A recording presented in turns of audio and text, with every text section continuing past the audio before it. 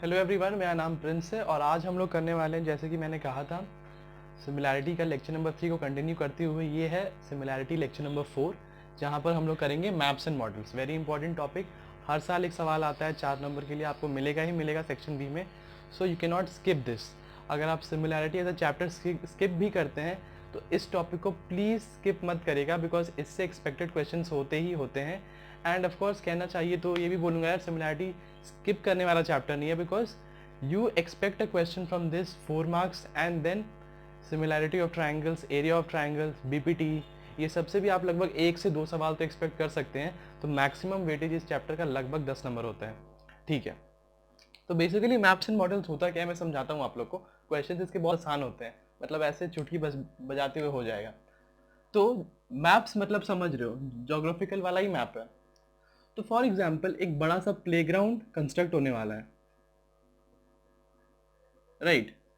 एक बड़ा सा प्लेग्राउंड कंस्ट्रक्ट करने वाला है कोई कंपनी, एंड उसने ना पहले से ही उसका एक मैप बना लिया है, एक छोटा सा मैप बना लिया है कि वो कैसे ओरिएंटेशन होगा। ऑब्वियसली होता है ना, बड़े बड़े कंपनीज में भी बड़े बड़े बिल्डिंग जब बनने वाली होती हैं तो उससे पहले उनका डमी बना दिया जाता है छोटा सा, to have a overview and over look कि वो कैसा बनने वाला है। वही चीज़ होता है मैप्स और मॉडल्स। मॉडल्स जहाँ पे 3D फिगर्स आ जाएंगे।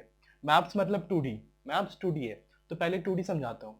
तो जैसे मान लो मैप का तो यही, जैसे मैंने जोग्राफिकल मैप ले लिया, वो तो 1:50,000 सेंटीमीटर होता है ना, मतलब 1 centimetre on the scale equals to 50,000 metre on the ground. उस रेशियो के हिसाब से वो स्केल बनाया जाता है। तो सिमिलरली जैसे मान लो इस मैप का एक लेंथ L है, और रियलिटी में जो प्लेग्राउंड होगा उसका तो बहुत बड़ा लेंथ होगा ना। जैसे मान लो मैप्स में वेस्ट बंगाल बहुत छोटा सा दिखाया जाता है, या फिर इंडिया बहुत छोटा दिखाया जाता है वर्ल्ड मैप में, बट इन रियलिटी वो है तो बहुत बड़ा ना। तो वो जो मैप होता है वो हमें बस एक ओवरव्यू देता है कि वो कैसा दिख रहा है। उस मैप का और मॉडल का एक कांस्टेंट के होता है, which is called the scale factor.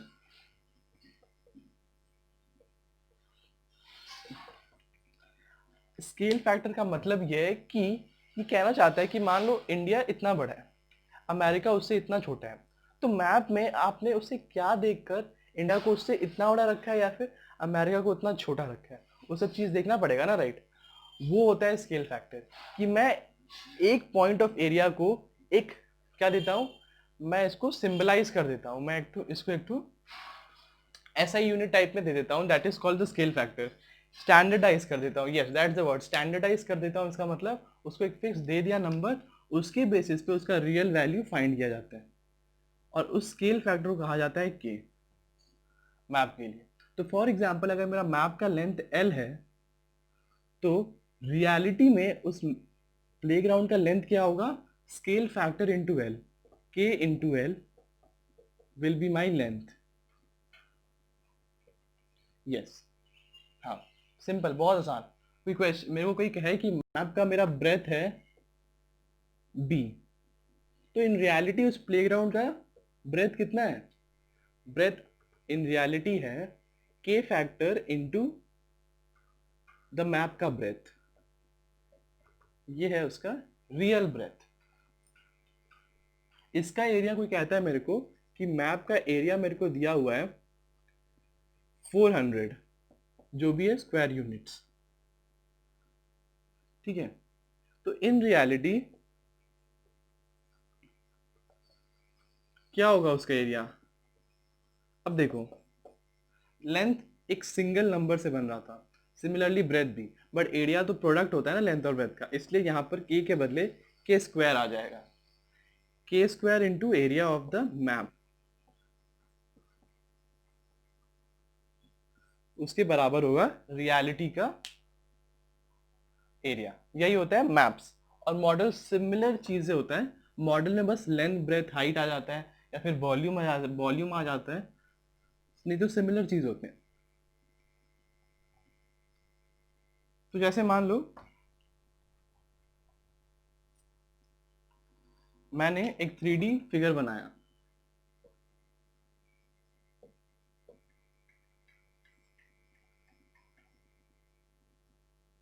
Right. उसका मैं पहले से एक छोटा सा डमी मॉडल बना दे रहा हूं, ये इन रियलिटी है। और ये उसका डमी मॉडल है।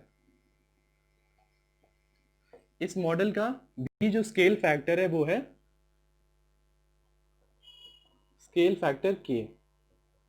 बेसिकली अब जब क्वेश्चन करोगे तो स्केल फैक्टर हमेशा 1:k के फॉर्म में होगा। यहां पर k को हम लोग बोलेंगे द के फैक्टर और द स्केल फैक्टर। इसी का यूज करते हैं हम लोग सम्स को करने टाइम। ये रेशियो को आपको ज्यादा ध्यान नहीं देना, वैसे मैप्स में भी होता है ना 1:50,000, मतलब क्या कहना क्या चाह रहा है, 1 centimetre on the map is equals to 50,000 metre on the ground, ये सिंबलाइज करना चाह रहा है। सिमिलरली ये कहना चाह रहा है 1:k कि 1 centimetre of this model equals to k into length of map in equals to length of the ground, right. यही बस इसका सिंपल मीनिंग है कि 1 सेंटीमीटर या फिर जितना भी क्यूब अगर मैं 3D का देखूं वो हो जाएगा k इंटू के क्यूब इंटू रियल लेंथ, उसके ऐसे बराबर होगा, सॉरी वो इसके इसके बराबर होगा रियल लेंथ, राइट। हाँ, तो इस मॉडल का अगर मुझे लेंथ दिया हुआ है l, तो इस रियलिटी में इसका लेंथ क्या होगा k इंटू एल। ब्रेथ अगर दिया हुआ है मुझे b, तो इसका हो जाएगा k इंटू बी। सिंपल है। अगर मुझे हाइट दिया हुआ है, सॉरी इसको ब्रेथ नहीं, इसको ब्रेथ लेना चाहिए था, एक ही बात है, पर अगर मेरा हाइट दिया हुआ है h, तो ये हो जाएगा k into H, right. Similarly अगर मुझे वॉल्यूम निकालना है, वॉल्यूम निकालना हो तो क्या होता है, वो एल बी एच होता है ना, एल बी एच होता है। तो अगर मेरा volume of the model is something, जैसे मान लो 400 क्यूबिक यूनिट्स, क्यूबिक यूनिट्स, ठीक है। तो इन रियलिटी वॉल्यूम क्या निकलेगा मेरा, के क्यूब इंटू वॉल्यूम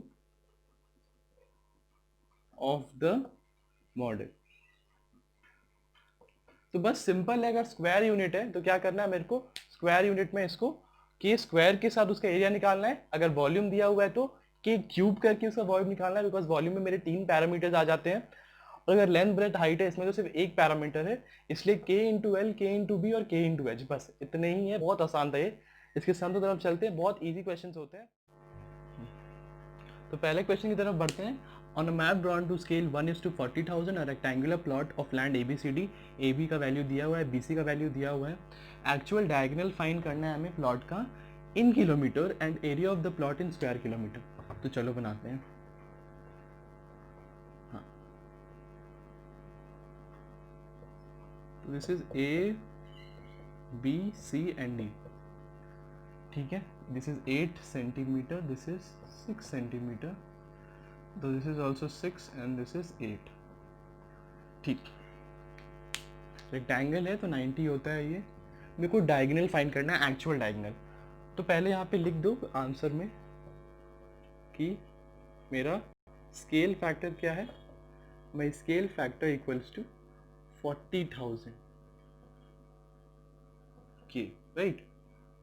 तो डायगोनल, पहले मैं इसका डायगोनल का वैल्यू फाइंड कर लेता हूँ, उससे मैं डायरेक्टली इसका वैल्यू से मल्टीप्लाई करके मैं उसका वैल्यू निकाल सकता हूँ। तो इसका डायगोनल क्या होगा, AC कितना होगा, रूट ओवर 8 का स्क्वायर प्लस 6 का square which is equals to AC equals to 10 centimetre. तो मेरे को डायगोनल का लेंथ मिल गया भाई 10 सेंटीमीटर। अब हम लोगों ने क्या पढ़ा था, जैसे मान लो length of this this this, तो यहाँ से मैं लिखूंगा diagonal of the plot equals to K into diagonal of the map, right. मैं सीधा ऐसे ही लिखूंगा। तो डायगोनल के फैक्टर क्या है मेरा, 40,000 into diagonal of the map कितना है, 10 सेंटीमीटर। नाउ सी, मेरे को जो आंसर चाहिए वो चाहिए किलोमीटर में, तो ये तो मेरे को सेंटीमीटर में दे रहा है ना, तो आई चेंजेस इनटू किलोमीटर। सेंटीमीटर से मीटर आने में 100 लगता है और मीटर से किलोमीटर जाने में 1000 लगता है। तो ये 1000 से ये 1000 गया, ये 100 से ये भी गया, इक्वल्स टू 4 किलोमीटर। मतलब मेरा जो actual diagonal of the plot निकला, वो निकला 4 किलोमीटर। बहुत आसान था क्वेश्चन, बस मल्टीप्लाई कर दिया, ठीक है। नेक्स्ट हम लोग फाइंड करते हैं एरिया ऑफ द प्लॉट। तो एरिया, तो पहले एरिया ऑफ द मैप निकाल लेते हैं, which is length into breadth, 6 8 48 centimetre square. अब मुझे आंसर फाइंड करना है स्क्वायर किलोमीटर में, हाँ, बी वेरी श्योर, इसमें मत छोड़ देना जब के से मल्टीप्लाई करोगे। तो फिर से भाई एरिया ऑफ द प्लॉट क्या होगा, के फैक्टर। अब देखो ये 2 पैरामीटर्स से है, ये 2 पैरामीटर्स के ऊपर एरिया है, तो के स्क्वायर हो जाएगा। अगर वॉल्यूम होता तो 3 पैरामीटर्स होंगे, तो के क्यूब हो जाएगा इनटू एरिया ऑफ मैप, बस। तो के स्क्वायर कितना हो जाएगा, 4 इंटू 10 टू द पावर 4 लिखो, 40,000 ना, फिर वापस 4 इंटू 10 टू द पावर 4 लिखो, ठीक। एरिया ऑफ द मैप कितना है मेरा, 48 सेंटीमीटर स्क्वायर। नाउ ये आंसर मेरे को सेंटीमीटर स्क्वायर में देगा, मेरे को चाहिए स्क्वायर किलोमीटर में, so I will change it, divide करूंगा। अब देखो 1 सेंटीमीटर को किलोमीटर आने में लगता है कितना, 0, 10 टू द पावर 5 लगता है ना। सेंटीमीटर से मीटर 2 और मीटर से किलोमीटर 3, तो 10 टू द पावर 5 हुआ। सिमिलरली स्क्वायर में है तो वापस एक बार 10 टू द पावर 5, राइट। देख लो यहाँ से देख लो, 1 centimetre equals to 1 by 10 to the power 5 kilometre, यही तो होता है ना relation. 1 centimetre equals to 1 by 100 metre and 1 metre equals to 1 metre equals to 1 by 1000 kilometre. तो यहाँ से 1 सेंटीमीटर क्या निकला, 10 टू द पावर 5, काटो, तो यहाँ बचेगा 10 इंटू 10, ये तो पूरा कट गया, 2 तो 10 बच गया। अब देखो मल्टीप्लाई कर दो बस यार, 4 4 जा 16, 16 इंटू 48 बाई 100, मल्टीप्लाई करके जो भी आंसर है उसको डिवाइड बाई 100 करो, वही आपका एरिया। अच्छा ठीक है, निकालते हैं। 48 इंटू 16, 6 8 ज़ा 48, और कैरी 6 4 24 28, 1 8 ज़ा 8, 1 4 ज़ा 4, 8 8 8 6 2 4 6 7, तो 7 6 8 डिवाइड बाई 100 है, तो किलोमीटर स्क्वायर मत लिखो, क्वेश्चन में जैसा दिया वैसे लिखो, स्क्वायर किलोमीटर, ठीक है। This is my required answer, ठीक है। बढ़ते अगले सवाल की तरफ, जहाँ पर तो ये है नेक्स्ट सवाल मॉडल के ऊपर, जहाँ पर हमें क्वेश्चन में दिया गया है area of a ship is made to the ratio 1:300। 1:300 मतलब मेरा यहाँ पर जो के फैक्टर है वो 300 है, और मुझे लेंथ दिया गया है 2 मीटर उस शिप का। मुझे फाइंड करना है length of the ship actual. तो बस ये तो बहुत आसान है, के इंटू एल, पहला वाला पार्ट का, k into length of the model, ये हो जाएगा मेरा length of the ship, which is 300 into 2 which is 600 metre. Metre में है ना आंसर, तो मीटर में देंगे।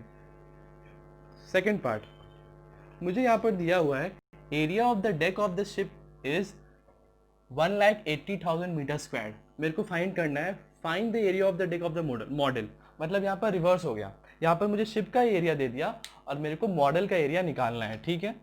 तो area of the ship, area of the ship क्या होता था, के स्क्वायर इंटू एरिया है ना, तो के स्क्वायर इंटू, अच्छा ठीक है लिख देता हूँ, area of the ship equals to k square, क्योंकि 2 पैरामीटर्स है, एरिया ऑफ मॉडल। तो यहां से मेरे को एरिया ऑफ शिप तो दिया है 1,80,000, के स्क्वायर का हो जाएगा 300 इंटू 300, और मेरे को ये नहीं पता, इसको मैं x ले लेता हूँ, x।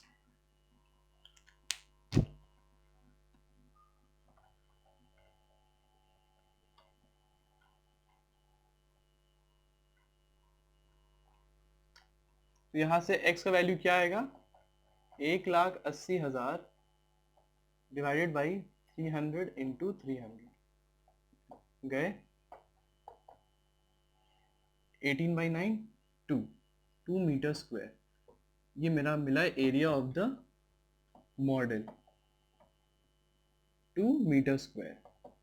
नेक्स्ट क्वेश्चन, जो नेक्स्ट पार्ट है, volume of the model 6.5 metre cube दिया गया है मुझे फाइंड करना है, find the volume of the model मुझे दिया है, अब मुझे फाइंड करना है volume of the ship, right. तो ये क्या हो जाएगा, वॉल्यूम ऑफ शिप क्या हो जाएगा, थर्ड पार्ट, यहाँ पे 3 पैरामीटर्स हैं, तो k cube into volume of model, तो ये हो जाएगा 300 इंटू 300 इंटू 300 इंटू 6.5। अगर इसका वैल्यू आप कैलकुलेट करोगे तो लगभग से लगभग आएगा 1755 मीटर क्यूब। तो ये निकलता है मेरा वॉल्यूम ऑफ द शिप। तो बस ये तीन ही सवाल इसके पार्ट से बहुत आसानी से हो गए। तो बस ये याद रखना है स्केल फैक्टर क्या है और उसको नॉर्मल लेंथ या वॉल्यूम। तो बस ये तीन ही पार्ट्स है इसमें, और हमें बस ये ध्यान रखना है कि स्केल फैक्टर क्या दिया हुआ है और जितना पैरामीटर्स होगा उसके हिसाब से हम लोग उसको मल्टीप्लाई करेंगे। लेंथ फाइंड करना है तो k इंटू एल कर दो, ब्रेथ तो k इंटू एल, डायगनल तो डायगनल निकालो पहले उसका, फिर उसका k के साथ उसको मल्टीप्लाई करो। एरिया है तो 2 पैरामीटर्स आ गए, तो k square into area of the ship हो जाएगा। और अगर वॉल्यूम है तो वॉल्यूम में 3 आ गए, इससे बाहर इससे कुछ भी नहीं आता है। आपको क्वेश्चन पेपर में मिलेगा तो क्या मिलेगा, वॉल्यूम मिलेगा, एरिया मिलेगा, लेंथ ब्रेथ हाइट मिलेगा, और कुछ भी नहीं मिलने वाला। तो क्वेश्चन बहुत इजी होंगे इसके। गो एंड प्रैक्टिस, जो पार्ट आप लोग छोड़े थे मैप्स एंड मॉडल्स का, go and practice this chapter complete similarity. मैं जो नेक्स्ट वीडियो बनाऊंगा बहुत जल्दी, वो नेक्स्ट चैप्टर के ऊपर होगा जो है locus, chapter number 14, chapter 13 is complete. ठीक है, तो मिलते हैं नेक्स्ट वीडियो में, टाटा बाय बाय।